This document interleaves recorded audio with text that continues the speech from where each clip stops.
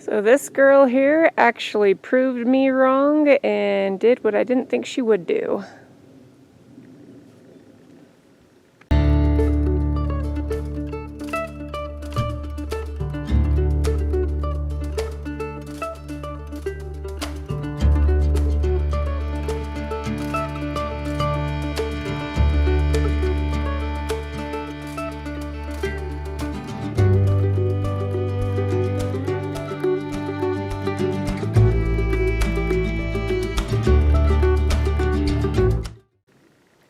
So if you watched one of my last videos, I was saying how I've got my broken caster in with my buck here. This is Calcifer. And, you know, Calcifer was seeming a little down and depressed, so I decided to give him Honey Bunny, my broken caster, as company. And I was like 99% positive they weren't going to breed because we had 4 breeding does last year. And we rotated him out with our buck every 2 weeks, just so he had the companionship and so we could get rabbits. And not a single one up until middle of February actually started accepting the buck. But then I started noticing that the food was getting eaten more quickly that I was giving these guys. And I finally decided, I noticed some little tufts of hair. Here, 1 second. And they were building a nest. Let me see if I can show you where they were doing that. Okay, so we always have the food bowl there. I don't know if the camera's gonna pick it up, but they were in the corner there. They were pulling hair and making a little nest. Now what I found interesting is that yes, it had some white hair, but it also had some of my buck's hair here pulled into the nest. And I don't know if my doe was pulling off of him or if he was getting kind of maternal and knowing what's going on and started pulling a little bit of his own hair, but it was like his hair because it was red. And my broken caster, she's all white on her chest and stuff, so I don't believe it was her. So I'd be curious to hear if any of you guys that keep your rabbits together all the time have had much experience with that. I pulled Honey Bunny back into her old cage. I did not leave her here because that shelter is too small for me to put the nesting box in, and there has to be a nesting box because like with my raised cages here, I had a pregnant rabbit give birth. It's going to be messy in here. I haven't cleaned this out. But she gave birth, and because there's no rock or anything like that to keep the babies in, the babies would wiggle and end up other areas, and I actually lost a couple babies because they froze. This was when it was warm too. I think I saw her go into her shelter. Yeah, she's shy, so I don't mess with her a whole lot, but see, they got the big shelter so I can fit the nesting box in there. It's hard to lift that too, so maybe I'll have to show a photo of what it generally looks like in there, but so I put her in her area. She's got a big belly on her too, and I was seeing some nesting behavior from her. Because I took the fur that they had started in the nest in the other one and I put it in the new nest in here. And when I disturbed the nest in Calcifer's area, I noticed she started kind of trying to push the dirt back into the cracks on the outside. So we should have little babies here. I was going to write down the date that I put her with my buck just in case, so I had a breeding date. But things got busy, Christmas was coming, I didn't worry about it. But if she's doing nesting behavior, she's anywhere from a couple days to like a week out. So, gonna have some winter babies. And this is a new buck that I got. He was my Christmas present. And he is a big boy. I'm realizing my rabbits were a little on the small side for the breed, so hopefully this guy can kind of help bring up the size. He is just under 9 pounds as a buck, and the rest of my rabbits have been more like 7.5 pounds. So I'm hoping next year to go to the same breeder and maybe pick up a doe from her and maybe another buck for genetics and variety. But he's got a good temperament. He's one leg with the other lady when she still had him.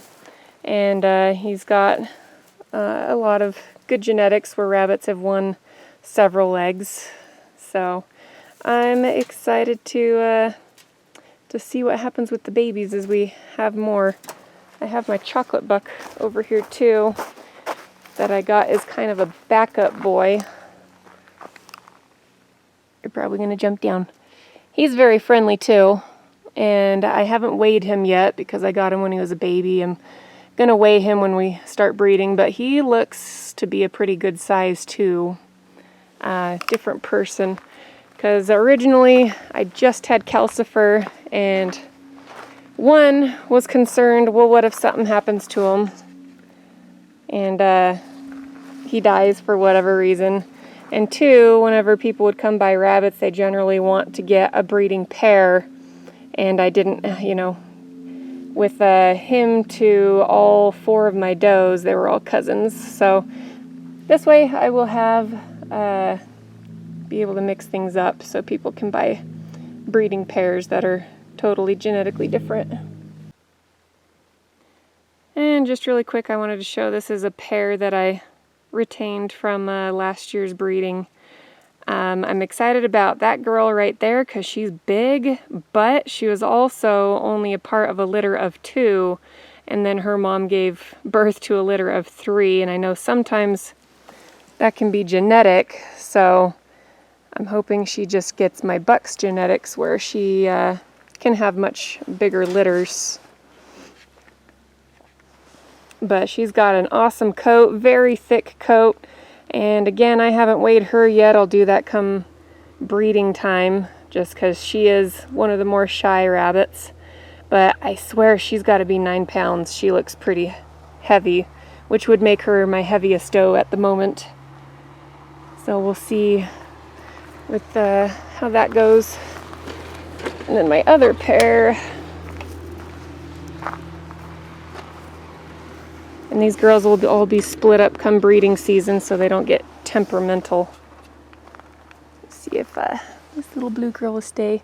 I got one opal, so she's sister to the really big one over there. Again, I'm hoping she has more than just a few babies. And then there's this girl. And I love her coat. It's like really rich red. She came from my red doe to calcifer.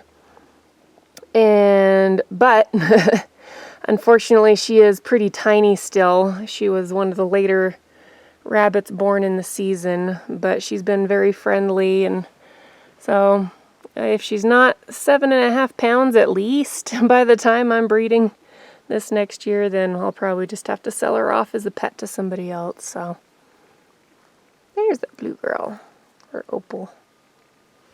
Yeah, she didn't get quite as big as her stepsister, but she's decent size. She should be at least 7.5 pounds when we get to breeding her, so she's got that really pretty coloring. But that's enough rabbits. Just wanted to give you guys kind of an update on that, and that we are going to have some winter baby bunnies, and we'll see how they do with the cold. If the nest is built up warm enough, they should be fine from what I've seen from other people that raise rabbits. But we'll check back with her in a few days, or check on her every day and see what happens. Alright, it's breakfast time for bunnies. Hi, honey bunny. I just wanted to show that she did have her litter. It's actually been 3 or 4 days since she had these guys. I just didn't want to open the nest because we were also very, very cold. Little bouncing beans. But yeah, I didn't want to get in here, and because we were as cold as like 10 degrees, maybe a little bit colder at night. I was able to check really quick, like the day she had them, and there was one really big baby laying right here, and it was dead, but it looks like everybody else is fine. I haven't got to count them yet. Usually I count them pretty quickly too, but I haven't wanted to mess with them with it being cold. But that's something I've noticed is when the rabbits have babies that are 2 or 3 times the size that they're supposed to be, they don't make it. And I'm assuming there's just trauma coming out of the birth canal because they're so big. But yeah, so we lost the one, so I took that one out. I still need to count these guys. In fact, today might be a good day to go ahead and count. We're supposed to reach 50 degrees today. But we got little baby bunnies. Wasn't planning on it, not gonna complain. We were trying to get babies all winter before when we first started rabbits. They're okay, Mom. You're a good mom, huh? Good job. Yeah, let's see about counting really quickly. I can pretty much see everybody there. So we got 1, 2, 3, 4, 5, 6, 7, 8. And that looks like everybody. Okay, cover you guys back up. And then there would have been 9 with the one that had passed away. I'm sorry, guys. I'm sorry. There you go. All right.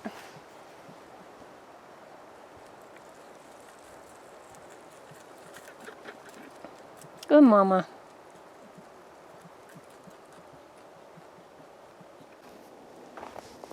I did switch my bucks around, which didn't make my older buck too happy. So I got my new gray buck here. And he was happy as a clam to have a nice big area. He's also still getting used to things. I noticed he'll thump at me every now and then. I would assume between picking him up, moving him to the upper cage, moving him to this cage, he's expecting to get moved again. So this is your area, bud. And then Calcifer's not really a happy camper about the smaller cage. I wish I had more cages, buddy, that were big. But having him in this cage also allows me to interact with him a bit more, because I am going to try and sell him now, because I've retained too many of his does. It's time to sell him, but he's still a good breeding buck. But just in case somebody wants him as a pet, I can get in there, start petting him more. I do have a rabbit harness that I haven't put into action yet, so I've thought about doing that with him. And that way, it's not just this cage all the time. He can wander around the rabbit area and check out the other bunnies. So I know, it's time to feed you. You're hungry now. Let me go get your food. Got their breakfast and their waters all ready to divvy out. Started growing the wheatgrass again. It was getting kind of cold to where it wasn't growing very well, but then I found a warmer area of the house where all the heat collects that, it's growing a lot better now. It's nice and green. So, and got their cilantro and got apples under there and their pellets and their water.